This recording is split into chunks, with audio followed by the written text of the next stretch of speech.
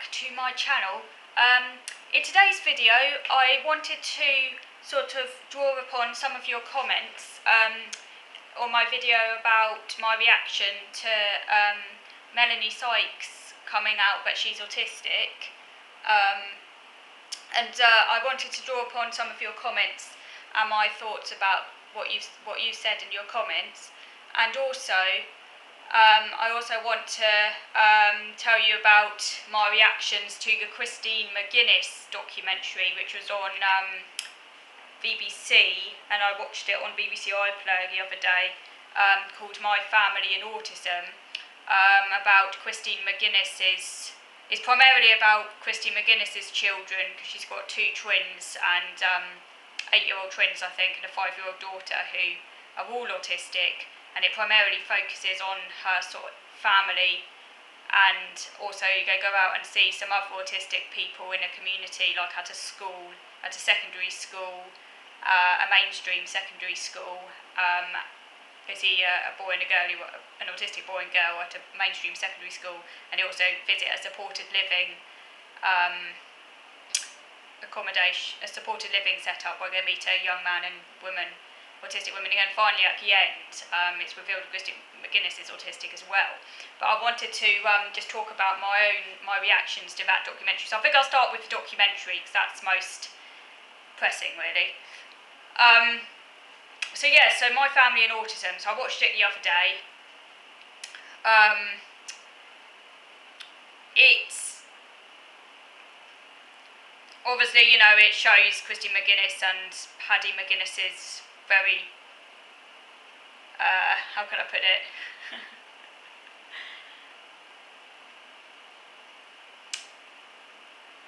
Well, they basically don't live like normal people, do they?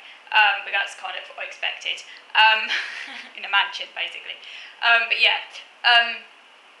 So it shows them and their family, and I thought it did show the kind of diversity of autism quite well. Like, it showed the family autistic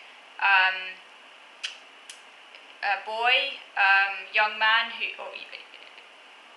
was a boy, teenager, the son of a footballer. Can't remember the footballer's name now. Who's like profoundly autistic. So they showed that extreme end. And then they also, Christine McGuinness's children are kind of like, I guess you could say, somewhere in the middle of the spectrum. Like, they're not profoundly autistic, but they are still obviously autistic, if that makes sense. It also looked at the differences between boys and girls a bit. Like, her daughter is more subtle in her presentation than her son. Her 5-year-old daughter, that is, I think she said, is more subtle in comparison to her 8-year-old son. As I say, they visited a mainstream secondary school where Paddy McGuinness chatted to a young boy at his secondary school, and there was also a girl there that they briefly talked to about her anxieties being late at class, but they didn't speak to her that long.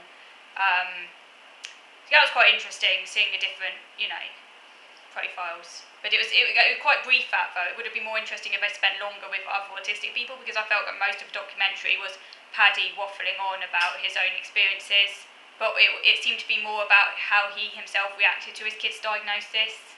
Cue lots of about to cry moments. I hate it when they do that on TV. I can't help but think they're doing it for attention, because it's like, I don't know if they are, but like, whenever you watch stuff on TV, people always cry, and I'm like, I don't know, it always comes across as a bit fake to me, like a bit like quite, cause it's almost like they do it on purpose to and to add a bit of sentimental value or something, and it kind of annoys me. But maybe he was genuinely upset, but it's kind of like, it happens a lot on TV. Maybe it's just because I personally could never do that on camera. Like, I'm very private with my emotions, and I don't do emotions like that. But it might just be that. I don't know. But anyway, there is some of that in there, mainly from Paddy McGuinness, from his end. Like cue emotional moment. Anyhow, so cut to the chase now. I'll try and cut to the chase. So anyway, so at the end of the programme, in the last, I don't know, 10 minutes or so, I didn't time it, but anyway, towards the end of the programme, because the whole programme was about an hour, at the end of the programme, Christy McGuinness and Paddy were both given the AQ test to fill out. Now, the AQ test is the Autism Spectrum Quotient. It's Simon Baron-Cohen's baby, really. It was created by Simon Baron-Cohen, and the idea is that if you score above a certain level, I can't remember what that level is, but if you score above a certain level, it suggests that you have a high number of autistic traits, sort of thing. I really don't like the AQ test. I think I have done a video before about the AQ test, so I won't really go into it now too much. But I do feel that the AQ test is not really a very accurate indicator of whether or not someone's autistic, and also the extent of their disability, because perfectly neurotypical people, particularly if they're like scientists or basically very, very introverted, can get a very high score on the AQ test without being autistic. And conversely, some autistic people who are actually properly autistic and properly disabled can get a comparatively low score, because the actual questions on it get tap into autism, there aren't actually that many of those questions in there. Like, some of the more obvious ones that directly tap into autism are ask you about, your ability to read between the lines and things like that, which is obviously, if you tick that, that's like, it doesn't mean you're autistic though, because obviously some neurotypical people might struggle with that too. But that's one of the ones that more obviously and directly taps into a potential for someone to be autistic. But quite a few of the questions are completely irrelevant. Like, I prefer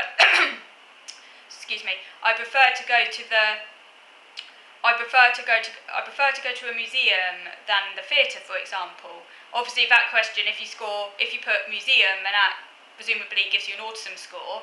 But that, to me, that seems really silly, because, like, yeah, okay, it might be, maybe there's a greater tendency for autistic people to prefer museums to, like, a theatre, but it's not a given. And just because an autistic person likes going, some autistic people might actually prefer going to the theatre, and that actually doesn't really tell you anything about whether or not someone's autistic, because it isn't a question about social skills or anything, or about any of the actual real core criteria. So, yeah, it seems rather relevant. And there are quite a few questions like that I seem to just play into Simon Baron-Cohen's extreme male brain thingy, which is one of his pet theories, which has kind of been totally debunked by quite a few other scientists to show it's a load of crap, but I won't go into that now. It's highly sexist anyway, and just not very scientific anyway. And yeah, some other questions like, paying attention to numbers and so on, again, is highly biased and plays into this certain stereotype of what autism is. But yeah, anyway, and I got a score that puts me into Simon Baron-Cohen's artificial autism divide, if you like. But obviously, I wasn't diagnosed no one's diagnosed based on the AQ test. The AQ test is used as a screening tool. I don't think it should be used as a screening tool, because of its problems. But all I'm saying is that Christy McGuinness basically ended up with a really high score on the AQ test, and Paddy McGuinness got a normal, what Simon Baron-Cohen was called a normal score for a male, basically. But Christy McGuinness got a high score. I think she got a similar score as what I did when I took the AQ test. But anyway, even though, like, obviously I'm far more disabled than she is, but that just shows, like, what I was saying about the AQ test not really being a great indicator. So anyway, she then went to see Simon Baron-Cohen, and he basically diagnosed her autistic. I didn't think it was very well done, the way it showed her getting that autism diagnosis, because if you remember for public and you're watching that, it almost makes it out so an autism diagnosis is really quick and just given out based on the IQ test. And then you can imagine, like, particularly, like, some members of the public might be thinking, like, not take autism seriously if they see it as just something that's, like, given based on a questionnaire, which it isn't. It's, a proper diagnosis of autism takes hours, and they have to interview parents and carers and people who know the person well, and based on school reports and, like, quite rigorous testing, not just based on a questionnaire. But because the way the documentary is done, like, some members of the public, you could forgive them for, like, seeing that if they don't know much about autism and, like, thinking it's just given out, like, easily. And particularly as, like, Christy McGuinness isn't really disabled anyway, and basically, effectively, I would say has autism light. Like, I don't think she's properly autistic, if you ask me. But she's basically no more autistic than what my dad is, and he probably would get a diagnosis based on that AQ test as well, if he really wanted a diagnosis, but he's not autistic, and he would take a piss if he did. and he wouldn't, because he's not going to do that, because he understands autism to be serious and he's not affected in any way, and he functions fine. He's not autistic. He might have traits, but what I'm saying is it just becomes absolutely absurd, because all I'm saying is Christy McGuinness is as normal as my dad, if you ask me, and I just don't understand why she's got diagnosed. But yeah, that